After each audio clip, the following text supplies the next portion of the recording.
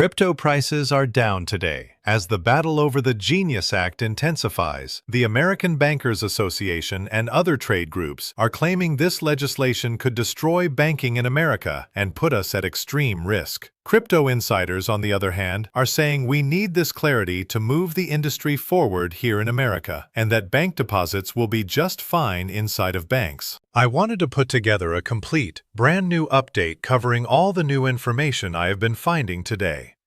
We hear from senators, we hear from insiders, we hear from crypto communities and what they are doing to push this forward, what they think is about to happen, and a new timeline. So let's go through all of this together. I will give you my due diligence and my opinion when I feel it is necessary, and I hope you can support the content with a like and a comment if you get some value here. Welcome back. Crypto prices are down this morning despite the Senate Banking Committee finally advancing the House-passed Genius Act, setting up this key stablecoin legislation for a full Senate vote. Fox Business's Darren Bautista is live in Washington now with the latest. Darren, good morning, Maria. So the Genius Act has cleared a major Senate committee, the Senate Banking Committee. But the fight is just getting started, or so I am told. The trade groups representing banks are now scared. The American Bankers Association claims this bill will drain cash deposits right out of your local community banks. But the chief policy officer for Coinbase, one of the biggest crypto exchanges in the world, says that is total fiction. There is lots and lots of evidence that stablecoins have no impact on community banks. We have seen 10 years of stablecoin adoption, and community bank deposits have been completely unaffected by it. So what is the actual holdup here? Democrats want strict new ethics rules on how politicians handle crypto. Maryland Democrat Angela Alsobrooks broke rank, by the way, to vote yes and move the bill forward, but says it is still a work in progress. We still have a lot of work to do. I think we have seen a lot of good faith happening, but we still have issues to resolve, and this will allow us to continue working toward a much better product.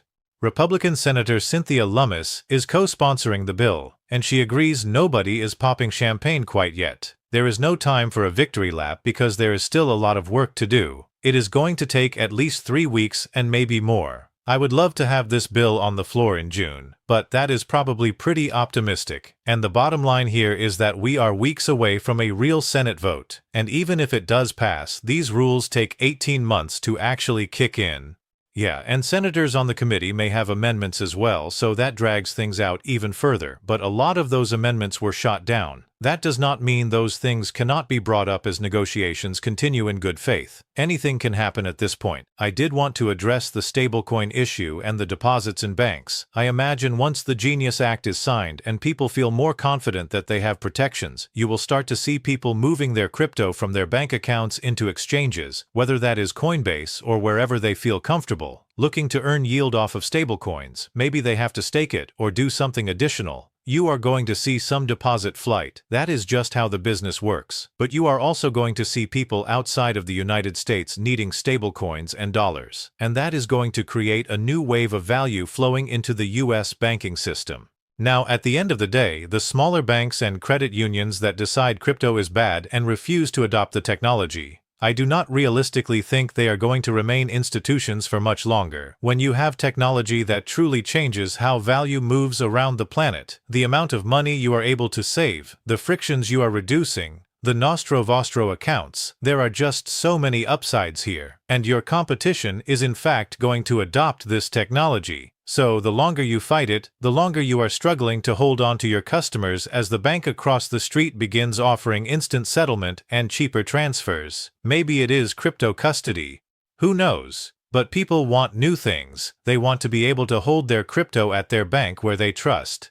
Maybe they want to send money to a friend using a blockchain network. Whatever the person wants, this is going to create serious issues for the smaller banks that do not adopt the technology, and I think you are definitely going to see an impact on the banking industry. How significant that impact will be is still undetermined. But imagine, you have the option of earning 3% on a crypto exchange while your bank is offering you 0.1%. Where do you want to keep your money?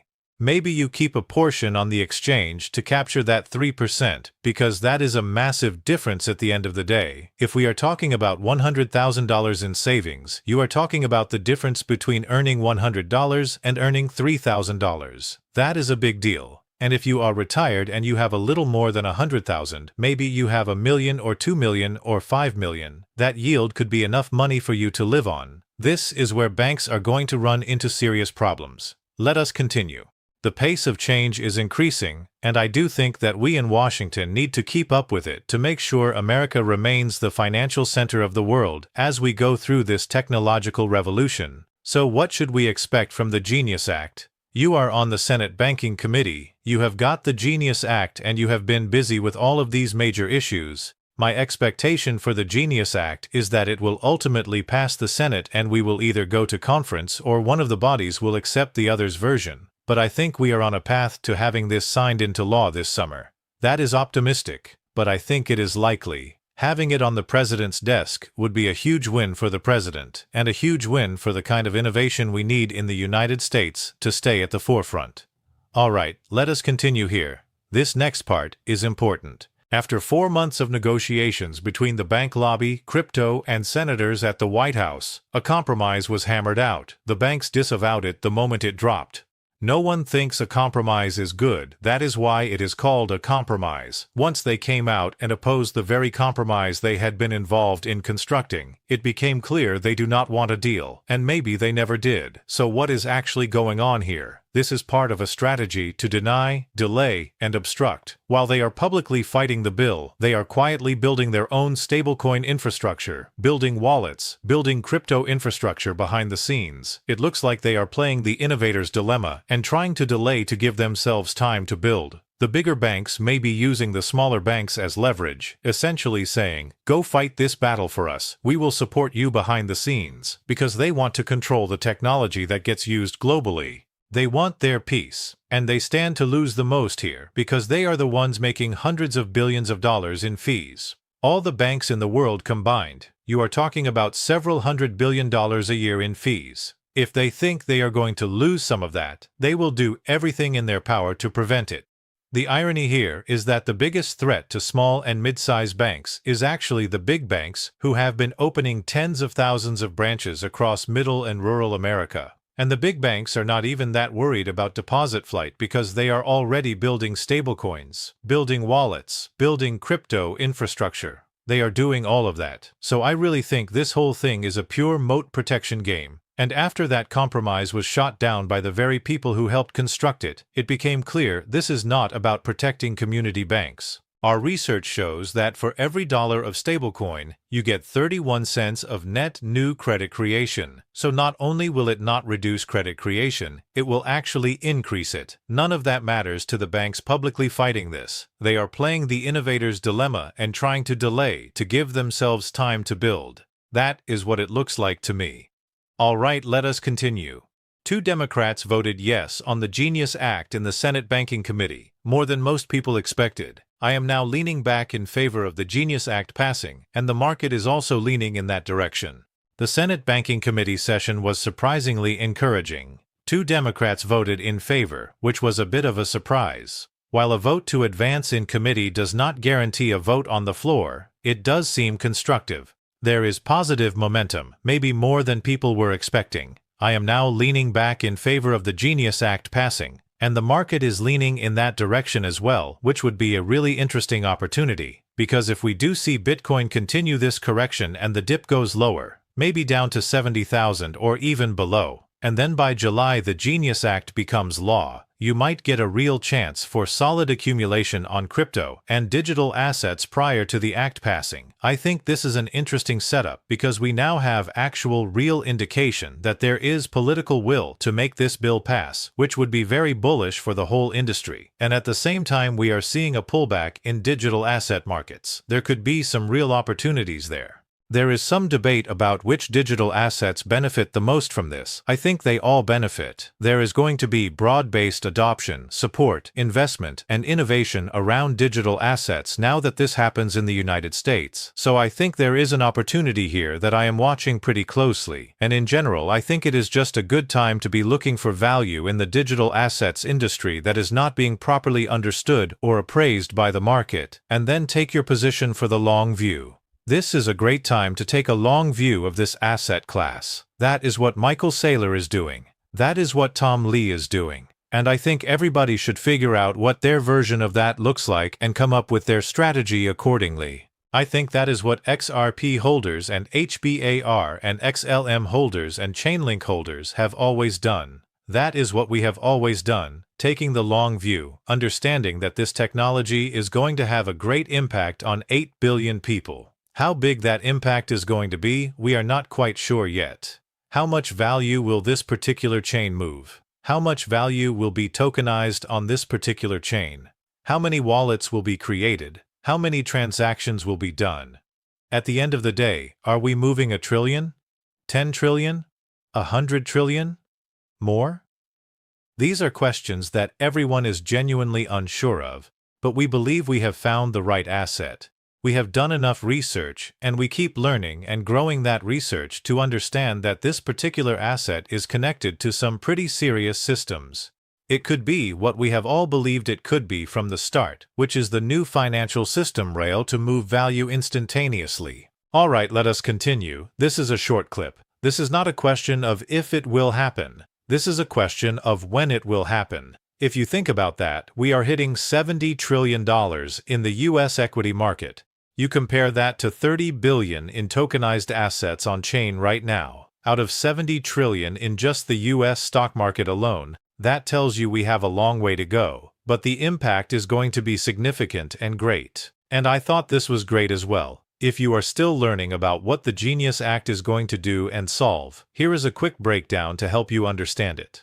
The Genius Act really creates 4 distinct categories of tokens under law. There are digital commodities, meaning digital assets that are commodities and not securities. Then there are digital securities, which are tokenized securities that fall in that bucket. Then there are payment stablecoins, which is what the Genius Act covers. And then there is a 4th category of non-commodity, non-security digital assets, things like NFTs and similar assets. There is actually a safe harbor for NFTs within the Genius Act, but the main focus is on that digital commodities bucket. And then here is another clip about the SEC unlocking retail investor access to crypto. To me, the most powerful part would be the potential to offer tokens in the US to retail investors. Right now, some of the larger crypto projects have either issued their tokens offshore or only sold them to accredited investors because of securities law issues. So having the ability to allow these tokens to be issued directly to retail investors who want to participate is a big unlock. I am not providing securities advice, and I am not saying everyone should go out and buy them. But just having the ability to access these markets, because that access has been restricted in the past, is going to be a significant unlock. Alright, and then I wanted to show you this. What are the chances of the bill getting done before 2027? Through the end of this year we are at a 63% chance, before August is a 58% chance, and before July is at around 9.8%. Obviously, if you want to bet on these things, there are prediction markets you can go to. HSBC says the ultimate timeline for crypto adoption has accelerated. I showed this clip a few months ago, but it speaks to a larger movement of where we are heading. Just listen. It is going to come, isn't it? 2 questions. 1. In terms of a sense of time, how has the time horizon shortened for you in the last 12 months? Was something that you thought was going to happen in 5 years now happening sooner? Yes, it does. I think the whole crypto story has just been accelerated. Actually, the whole crypto story has been really fast. Bitcoin's white paper was 2008. We are 16 years in, and the US president has basically said the US wants to be a global leader and is going to underpin the new financial markets and global financial system in 16 years. And if you add AI into the equation, which is going to help accelerate this even further, because there is a really nice coordination between AI and blockchain and crypto, it is going to speed it up even more. We are moving to a world where finance is going to be completely transformed. People say it is a global financial system, but the majority of the world are not participants.